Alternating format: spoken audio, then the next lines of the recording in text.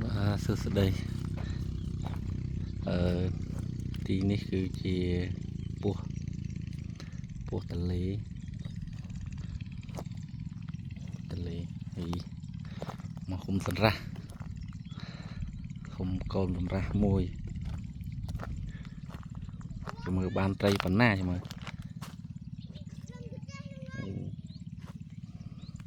នេះមានផ្ទះខ្ទមគេនៅ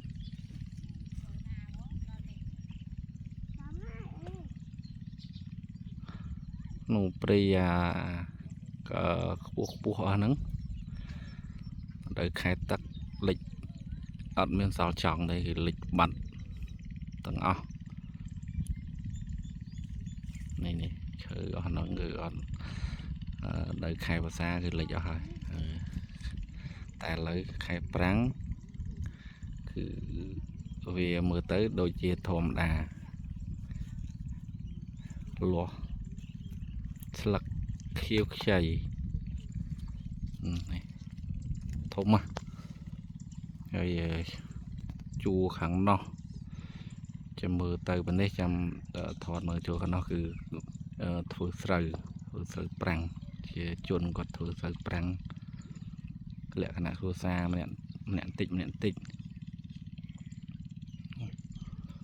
អូទៅខាងនោះបានពោះទន្លេមកមើលឃើញផ្ទះរឹមសុំមកតិច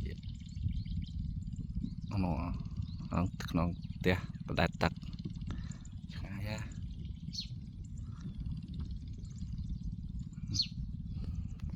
ធំនេះគេហុំកូនសម្រាប់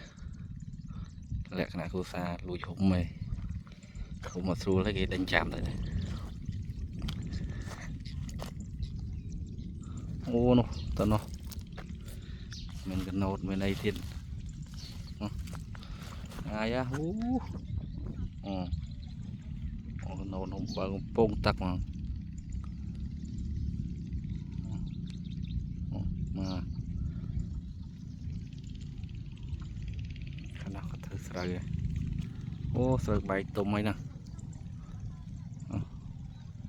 ទុំខ្លះហើយណាហមព្រឹងហើយនេះទុក